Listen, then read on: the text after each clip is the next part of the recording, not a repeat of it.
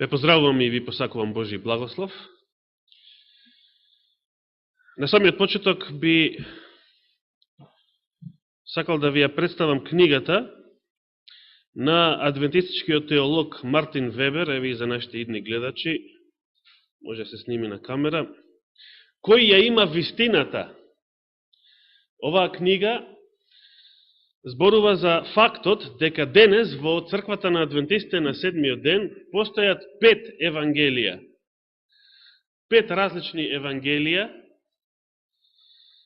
за оправдание со вера, како што напишав и во еден имейл синоќа до сите адвентисти што ги знам ширум светот, чии што имейл го знам.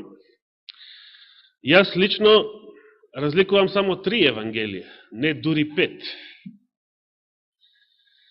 Од оваа причина може би станува појасно зашто мејатата сабота кажав да не веруваме здраво за готово било што ќе прочитаме во некоја адвентистичка книга, само затоа што е таква, во врска со евангелието или во врска со оправданието со вера, затоа што ете постојат 5 различни евангелија, 5 различни толкувања, 5 различни сваќања.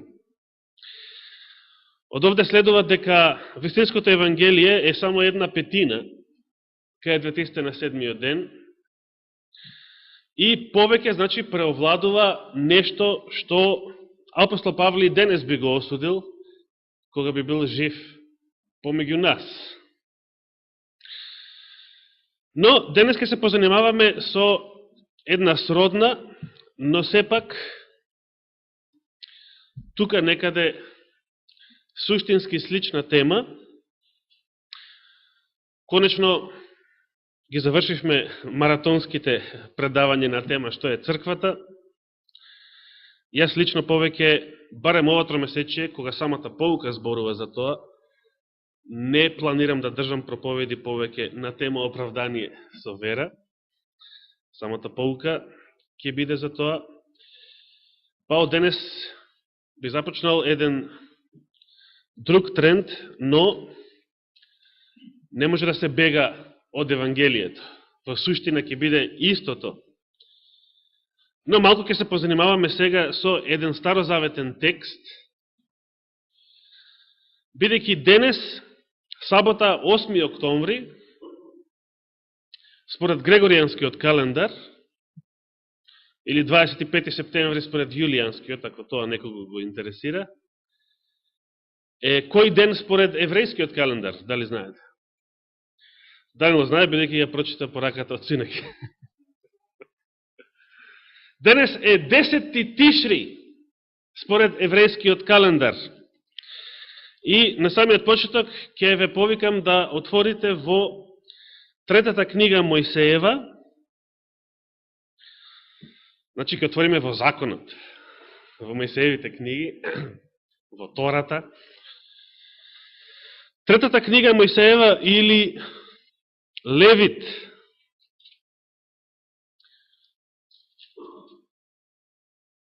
Која глава во Левит зборува за Јом Кипур? Не, 23 зборува за празниците. Само, значи 16-тата специјално зборува само за Јом Кипур.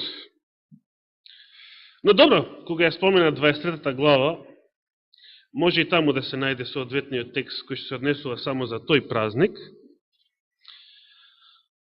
Но во Левитската книга 16-та глава ќе го прочитаме текстот 29-тиот до 31-тиот стих. Најнапред тој текст од позади, од крајот на главата, иако подоцна ќе започнеме со незиниот почеток. Значи, Левит, 16 глава, или 3 Мојсеева, 16 глава, од 29 стих. Господ вели, овој закон нека биде вечен за вас. Во 7-миот месец, на 10-тиот ден од месецот, смирете ги вашите души и не вршете никаква работа, ни домородецот, ни странецот кој е населен меѓу вас. Зашто на тој ден ќе биде извршено над вас покривање на гревовите, за да бидете чисти пред Господа од сите ваши гревови. Нека ви биде тоа саботна починка, за да ги успокоите вашите души. Тоа е вечен закон. Че празнувањето на Јом Кипур е, меѓу другите Господови повелби до Израел, вечен закон. Што значи Јом Кипур? Зборот Јом Кипур е скратена верзија на Јом Хакипурим, што значи денот на помирувањето.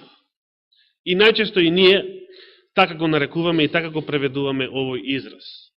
Има различни верзии на преведување. Некои велат денот на очистувањето, бидејќи тогаш се вршало очистувањето, како што ќе читаме. Денот на помирувањето е најчесто во употреба и најдобро, бидејќи тоа е прецизното значење. И има и она алтернативна верзија, иако многу ретко се споменува, дека тоа бил судниот ден, или ден на судот за Израел. Еврејската традиција има развиено разни интересни толкувања во врска со Јом Кипур. Меѓутоа, ние нема многу да се занимаваме со нив. Може патем да споменам нешто, додека го читаме главниот текст. Па затоа, на самиот почеток, сакам да го запаметиме фактот дека овој празник, 10-тиот ден од 7-тиот месец во еврејскиот календар, Господ го прогласил за саботна починка. Што значи тоа? Значи, секој 10 тишри, денеска се совпаѓа тоа со седмичната сабота. Значи, денеска е некој вид голема сабота. Кога годишен празник на евреите се совпадна со седмичната сабота. Но и да не беше денес, значи да не беше саботен ден, да беше среда, например, или било кој друг ден, ако беше 10 тишри, тоа за евреите ќе беше исто како сабота. И тоа буквално исто како сабота. Затоа што секој друг неработен годишен празник за евреите требало да биде, например, првиот ден од бесквасници и првиот и последниот ден од сеници и така натаму, требало да биде само одмор од робска работа. Но само за седмичната сабота и за уште еден ден, за Јом Кипур, е кажано тоа да биде одмор од секаква работа. Значи, Јом Кипур е на исто ниво со седмичната сабота и затоа е наречен сабота. И штом трече ја спомена 23-та глава, тоа можеме и таму да го верификуваме. Па за момент да скокнеме до 23-та глава од истата книга, каде што се зборува за празниците воопшто. Значи, од 26-тиот стих, Господ му рече на Мојсеја, освен тоа, на 10-тиот ден на тој месец, се мисли на 7-тиот месец, се паѓа денот на очистувањето. Имајте свето собрание, смирете ги вашите души и пренесете му жртва на Господа. Никаква работа не работите во тој ден, зашто тој е ден на очистување, за да ве очисти вас пред Господа вашиот Бог. А секоја душа која не ќе се смири во тој ден, ќе биде истребена од својот народ. А кој би работал некаква работа во тој ден, јас ќе го истребам него од неговиот народ. Не работете никаква работа. Тоа е вечен закон за вашите поколенија во сите ваши живеалишта. Тоа нека ви биде сабота на починка. Нека ви биде сабота на починка, смирете ги вашите души. Вечерта на 9-тиот ден од месецот, од вечер до вечер, празнувајте ја вашата сабота. Ова правило често се споменува за тоа од вечер до вечер се празнува сабота, иако во овдека е кажано само за Јом Кипур. Значи за 10-тиот ден од 7-тиот месец. Зошто? Зато што евреите и така не работеле ништо кога е вечер. се работело во старо време, само кога е дење. Самиот Исус кажал, некој може да работи додека е ден. Кога дојде ноќ, никој не може повеќе да работи. Зошто тогаш се нагласува од вечер до вечер за Јом Кипур? Затоа што, освен што не требало да се работи, требало што тој ден. Дали го разбирате овој термин смирете ги вашите души? Што значи тоа? Може би не е доволно јасен. Дали разбирате што значи македонскиот збор смерност? Смерност значи понизност, значи, со други зборови, понизете ги вашите души. И конкретно, тоа значи требало да биде ден во кој што некои преводи велат измачувајте ги вашите души. Во пост и молитва требало да се помине целиот тој период од 24 часа.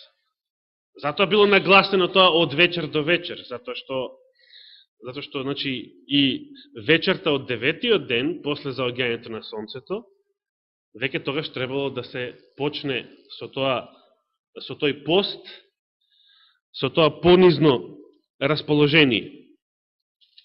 Евреите сите овие 10 дена од почетокот, значи на годината Рош Хашана или денот на трубите, до 10-тиот ден ги нарекуваат денови на стравот.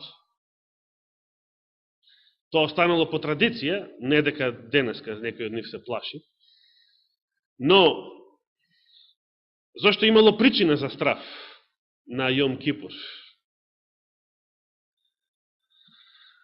Затоа ќе почнеме со ред, значи ќе се вратиме на 16-та глава и прво читаме, значи, од самиот почеток на главата и ќе се движиме по неа, некаде ќе застануваме.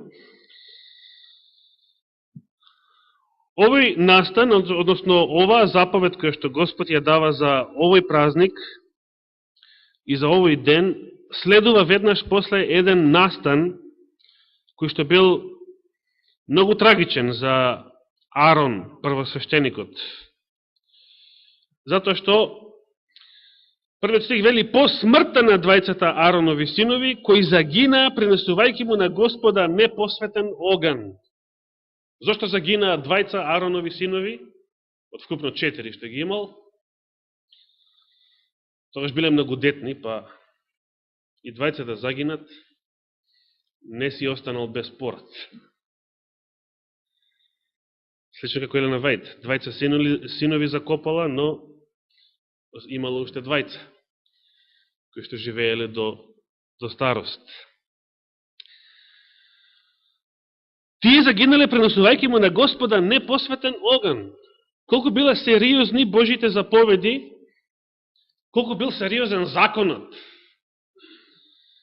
Значи, во старозаветната еврејска теократија законот бил толку сериозен, што секое отстапување од него, значи, тогаш кога Господ бил на власт, а не тогаш кога луѓето побарале цар, бидејќи од времето кога луѓето побарале цар, тогаш Господ не е директно на власт, туку се случуваат разни проблеми, својствени на секоја човечка власт. И Божиот закон не се применува доследно. Но кога Господ бил директно на власт во времето на Мојсей и делумно во времето на верните судии, тогаш Божиот закон се применувал директно во сета своја сила и секој отстапување од него било соодветно казнувано. Двајцата Аронови синови загинале со смрт, затоа што на Господа му посветиле или му принеле непосветен оган, и како што знаеме, затоа што биле пиени кога тоа го направиле. Господ му проговори на Мојсеја: кажи му на брата си Аарон да не влегува во секое време во светилиштето зад завесата.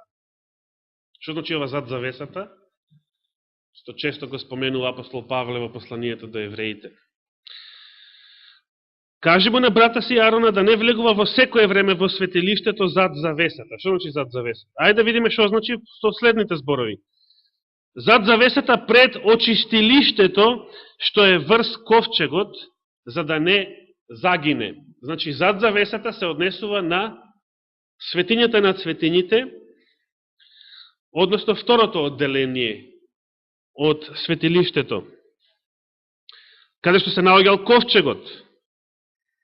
Читате таму во Евреите 9 глава, апостол Павле дава едно концизно објаснување за изгледот на старозаветното светилиште, за двете одделенија, што се наоѓало во едното, што во другото и што се правело. Значи, Арон, кој што бил првосвештеник, не требало било кога во секоје време да влегува во светињата на светињите. Што ќе се случило ако влезе во светињата на светињите, кога он ќе посака? Ќе загине. Толку било сериозно. Исто како да фатите проводник под висок напон. Значи, Бог не се шегувал. Сето ова имало една многу битна, многу важна суштина, зашто требало вака да бидат поставени работите. Значи, било кој, дури и израелскиот првосвештеник, ако влезе во светињата на светињите во секое време, ќе загине. Кога единствено можел да влезе таму без да загине? Значи, ова е првото прашање со кое што сакаме да се занимаваме. Кога првосвештеникот можел да влезе во светињата на светињите без да загине? Продолжуваме да читаме. Значи, причината зошто ќе загине во било кое време, Господ ја кажува и објаснува вака: зашто јас ќе се појавувам над капакот во облак.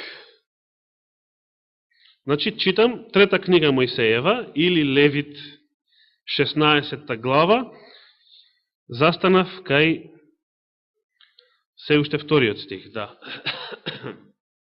До сега првиот и вториот стих. 16 глава. Зашто јас, Господ, ќе се појавувам над капакот во облак. Константинов. Јас сакав на почетокот да прашам кој превод преовладува кај сите вас. Мнозинството од сите вас каков превод користи, па од него да читам. Ако сакате да го променам преводот. Сакате да го променам преводот? Или ај како што почнав, така и да продолжам. Последното. Во ред. Значи, ако некој влезе таму каде што Господ видливо е присутен, односно каде што тој видливо се јавува, ќе загине. Зошто? Која е таа причина? Што рекол самиот Господ? Уште на Мојсеја. Зашто не може човек да го види моето лице и да остане жив. Не дека некој ќе види лице буквално, но доволно е во, значи, во присуството на тој облак, кој што ноќно време бил оган, да загине. Или што вели апостол Павле во Евреите, зашто Господ Бог е оган кој што согорува, кој што жигосува. А зошто сето тоа? Зарем Господ е толку страшен тиранин, ако било кој влезе во негово присуство, веднаш да мора да умре. Ако било кој неповикан, рече, влезе во негово присуство, па мора да умре. Не се работи тука за Божиот карактер, зашто морало вака да биде. Туку затоа што постои, да, постои како прво природен закон, на бебски јазик, изразено со трите букви джиш. Но, побитно од природниот закон, ако сакал Господ, можел да го осуеди природниот закон, е што сето ова требало да биде една многу важна лекција, не само за тогашниот Израел, туку за сите верници, особено за христијаните и за нас денес. Со други зборови, да се излезе пред лицето Господово неочистен, непомирен, извалкан со грев, значи смрт. Бог не може да живее со греф. Бог не може да толерира греф. Или, како што рековте, нешто, светиот не може да живее во несвета средина или во несвето друштво,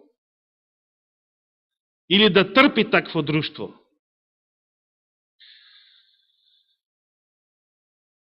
Значи, кога можел некој, и тоа само првосвещеникот, да влезе во светината на светините? Ајде да читаме понатаму.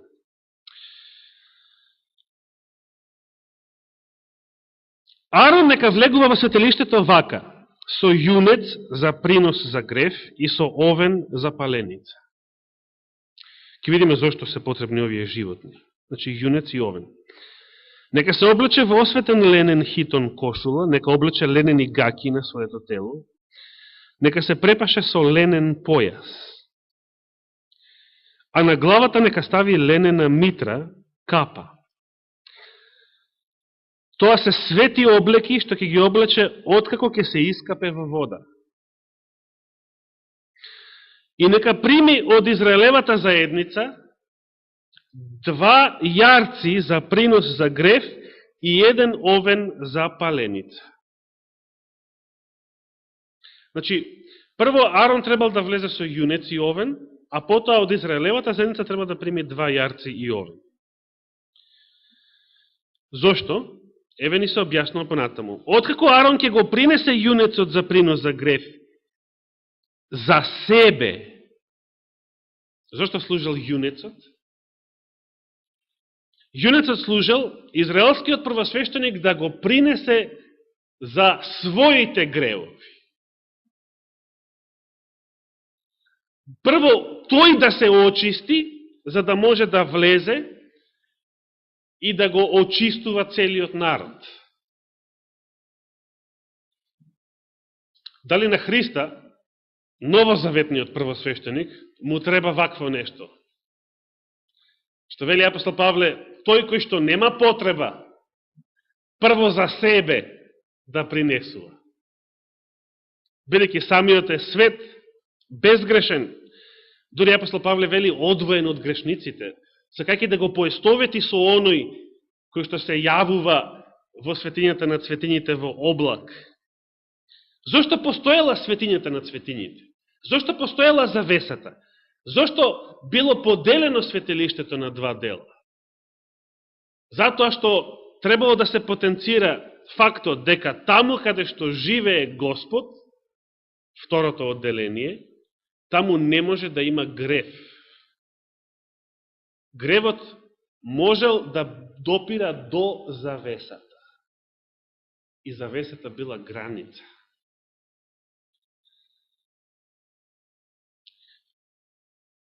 Откако прво ќе пренесе за себе, за својот грев, значи јунецот, и ќе направи покривање на гревот за себе си и својот дом, и сега 7 стих, нека ги земе 2 јарци, што ги примил од израелската заедница, значи од народот, и нека ги стави пред Господа при влезот во шаторот на средбата, значи уште во предворието. Арон нека фрли жребка за 2 јарци, и нека го одради едниот со жребка за Господа, а другиот за отпуштање. Арон нека го принесе за жртва, за греф, јарецот на кого жребката падна да биде Господов. А јарецот на кого жребката падна да биде за отпуштање, нека биде поставен жив пред Господа, за да биде извршено покривање на гревот со него и за да биде испратен во пустината за отпуштување. И во заграда за да ги понесе на себе нивните беззаконија во непроодна земја. Ако читате понатаму, ние нема тоа се да го читаме, ќе видите, барем во преводот на Константинов, е поделено тоа во 2 подотсека. Значи, кажано е детално како Арон треба да го принесе јунецот за себе, како жртва за греф на првосвещеникот, за да се очисти себе си и својот дом. Тука е споменат темјено, значи дадено е детално упатство како се пренесувал јунецот за жртва. А потоа, од 15 стих, се зборува за жртвата за греф на народот. Да се подсетиме, јунецот бил за очистување на првосвещеникот и неговиот дом. Да тој самиот биде чист пред да почне да посредува за народот. А кои жртви биле за да се очисти народот? Еден јарец од тие двата, кој што требало да биде заклан и бил наречен Господов. Тој јарец бил наречен Господов. Тој што требало да биде заклан, бил наречен Господов. И 15 стих, значи ги скокаме деталите што се однесуваат на приносот на јунецот за очистување на првосвещеникот. Потоа нека го заколе јарецот за принос за греф за народот.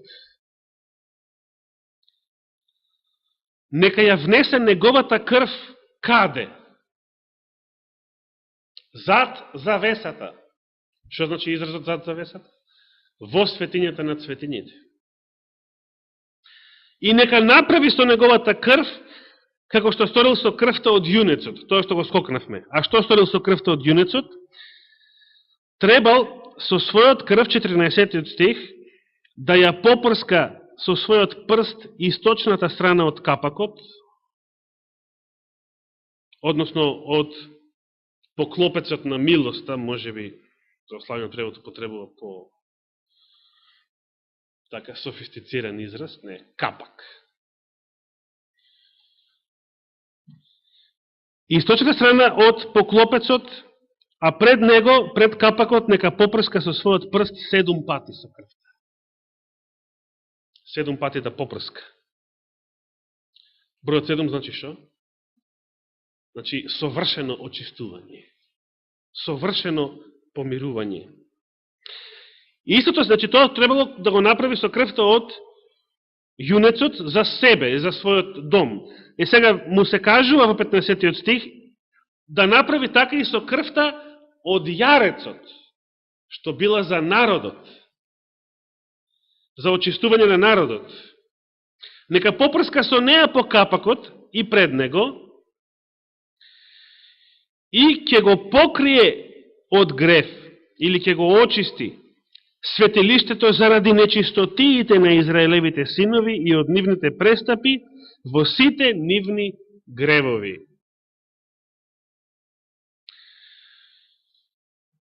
Се поставува прашање. И ова е интересното прашање. Кога еден израелец се помирувал со Бога?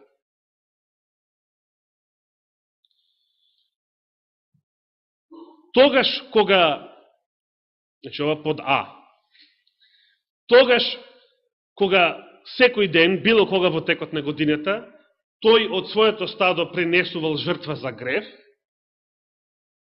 значи со својата жртва,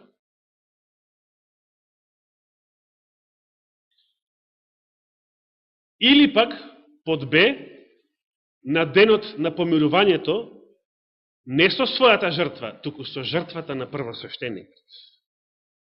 Кога еден израелец се помирувал со Бога? Било кога во текот на годината, кога тој ќе принесе од своето стадо своја жртва, наречена жртва за грев, или на денот на помирувањето. Самиот ден кажува, денот на помирувањето значи дека тогаш Израел се помирувал со Бога. Тогаш Израел се очистувал од своите гревови.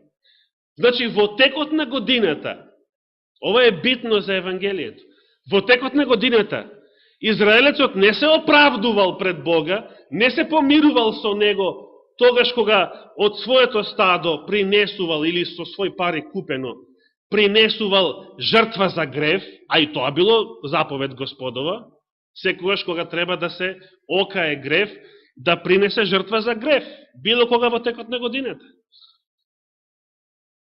Но тогаш не се оправдувал, тогаш не се помирувал со Бога. Со својата жртва, со своето дело, Израелецот не се помирувал со Бога. Него го помирувала со Бога не с неговата жртва, туку жртвата на неговиот првосвещеник, јарецот Господ. Заклучок, ние не се помируваме со Бога од своите дела, од нешто што ние ќе направиме. Ние се помируваме со Бога не со нашата жртва, иако заради верата може би ќе поднесеме многу жртви, или веќе сме поднеле, туку ние се помируваме со Бога само преку жртвата на нашиот првосвещеник. Дали ова јасно?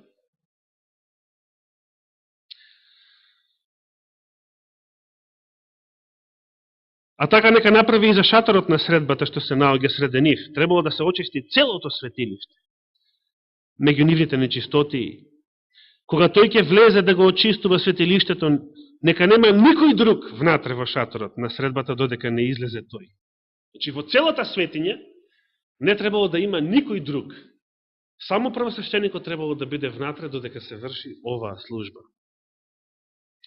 Откако ќе го изврши очистувањето за себе, за својот дом и за целото израелско општество, нека отиде кон жртвеникот што се наоѓа пред Господа и нека го очисти, па нека земе крв од јунецот и крв од јарецот и нека ја положи на роговите на жртвеникот од сите страни. Нека го попрска жртвеникот со својот прст од истата крв 7 пати. Повторно таа полнина, така ќе го очисти и ќе го освети самиот жртвеник од нечистотиите на Израелевите синови. Се поставува прашање, како се загадувал жртвеникот од нечистотијата на Израелевите синови? Како се загадувал тој жртвеник, што самиот жртвеник кој што се наоѓал во предворието, имал потреба од очистување? Што е бил во предворието, надвор од шаторот. Таму се принесувале крвните жртви. Како тој се загадувал, па да има потреба од негово очистување? Како се загадувал жртвеникот? Значи, не само што израелецот не се оправдувал со својата жртва за грев, туку на тој начин тој го загадувал жртвеникот. Нашите дела, нашата праведност, која е пораката од оваа илустрација? Како што рекол евангелскиот пророк Исаија, нечиста облека.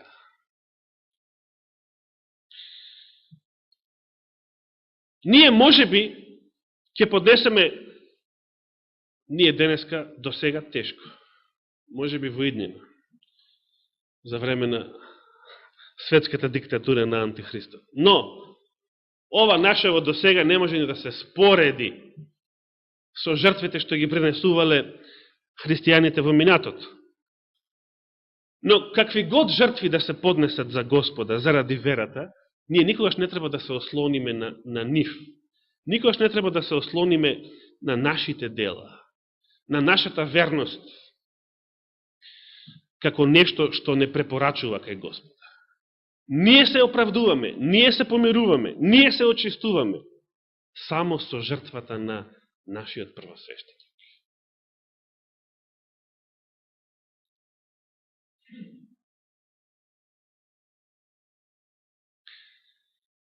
Понатаму се кажува што требал да направи со живиот јарец,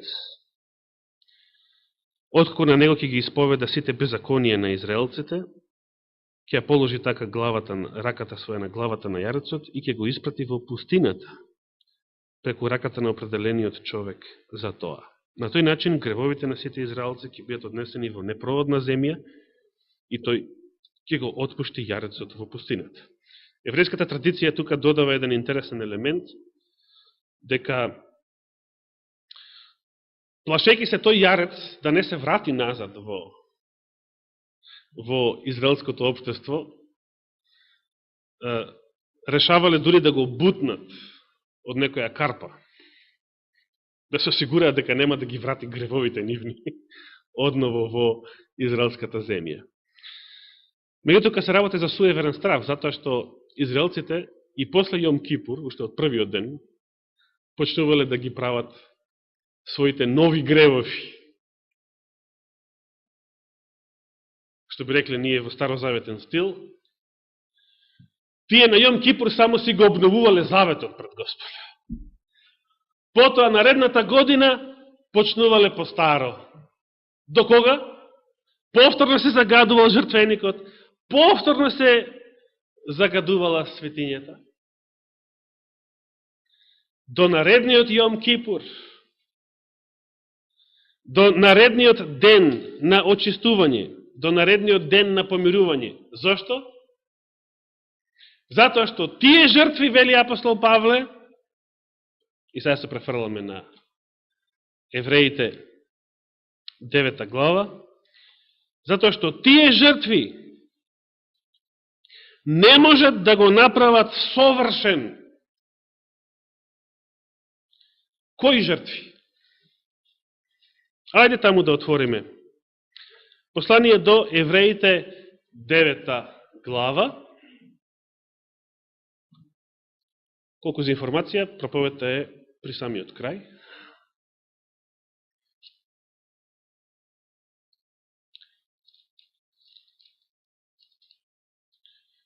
Послание до Евреите 9 глава.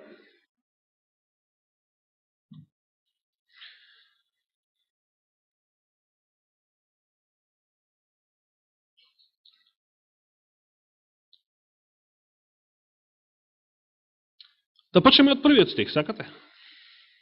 Па ќе завршиме со 9-тиот.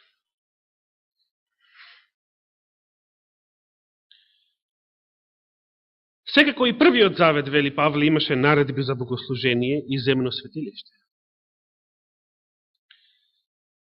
Зашто беше приготвен првиот дел на шаторот, во кој беше светилникот и трпезата и положените лебови, што се вика светиње. Значи сега се кажува што имало во првиот дел. А зад втората завеса на шаторот беше другиот дел, наречен светиње на светињите, со златниот жртвеник за кадење и ковчегот на заветот, опкован со злато од сите страни, во кој беше златниот сад со мана и со растутениот Аронов жезол и плочите на заветот. А над него херувимите на славата кои го засенуваа по клопацот на помирувалиштето. За се ова сега не може да се зборува подетално. Значи, самиот Павле не сака да ви додева со детали од старозаветната служба во светилиштето. Да. И добро им било познато на неговите читатели во случајов, односно оние до кои што посланието било упатено, до евреите, до обрезаните. При таквиот распоред во првиот дел на шаторот, секогаш влегуваат свештениците кога ја извршуваат својата служба, а во вториот дел, само првосвештеникот, еднаш во годината, знаеме кога, и ова е многу битно, и тоа не без крв. Зошто, на друг начин да одговориме на прашањето, зошто првосвештеникот не можел да влегува било кога во светињата на светињите, рековме ќе загине, зошто? Затоа што Господ не трпи грев. И сега рековме треба прво да се очисти, треба да биде очистени народот и така натаму. Кого што тој го застапува. На друг начин да одговориме. Кога можел првосвештеникот да влезе во светињата на светињите? Значи, директно, непосредно во Божјо присуство, пред неговото лице. Само тогаш кога имал крв. Само тогаш кога имал доказ дека е поднесена жртвата за очистување.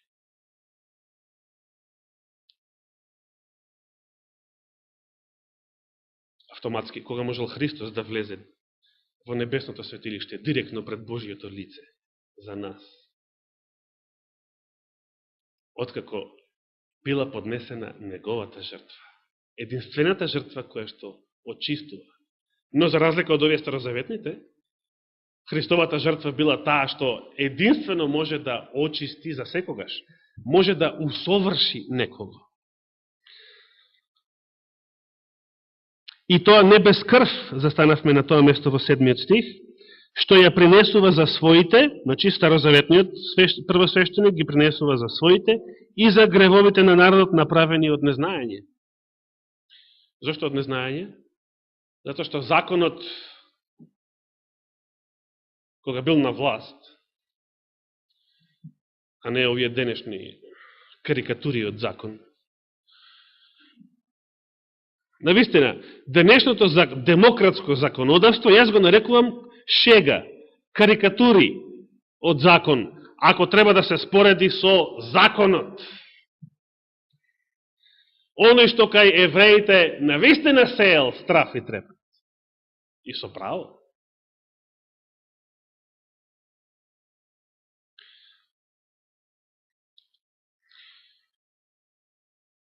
Зошто од незнаење? Затоа што законот не му простувал никому кој што своеволно и свесно правел грев. Со други зборови, израелецот можел да се кае само за гревови направени од незнаење. Страшно, но вистинето.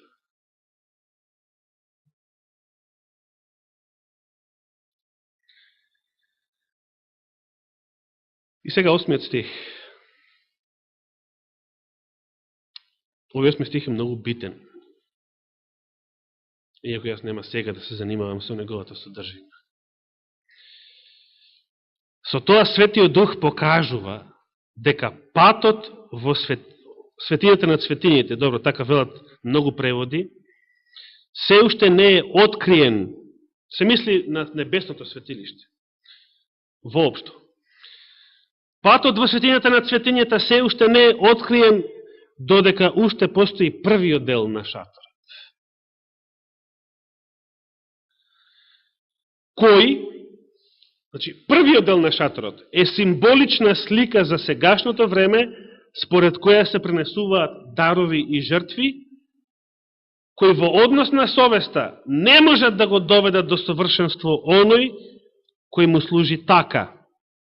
Зашто се засновуваат само врз јадење и пиење и разни миења како прописите за телото наложени до времето на поправањето. А Христос, откако се појави како првосвещеник на идните добра и влезе низ поголем и посовршен шатор, кој не е направен со рака, се мисли човечка, односно која не е од ова создание, од земска материја, влезе еднаш за секогаш во светилиштето, некои преводи велат светињата на светињите, но се мисли на небесното светилиште. И тоа не со крвта на јарци и јунци, туку преку својата крв и ни прибави вечен откуп. Со други зборови, сега може да го читате остатокот од оваа глава, па и наредната, за да видите како апостол Павле на повеќе начини, од повеќе аспекти ја споредува Христовата жртва и супериорноста на таа жртва во однос на старозаветните жртви. Христовата крв во однос на крвта на јунци, овни, јарци. Апостол Павле специфично ги споменува овие животни во 9 глава, сакајќи да каже дека Христос е првосвещеник, кој што на денот на помирувањето не застапува пред Отецот во небесното светилиште со својата крв.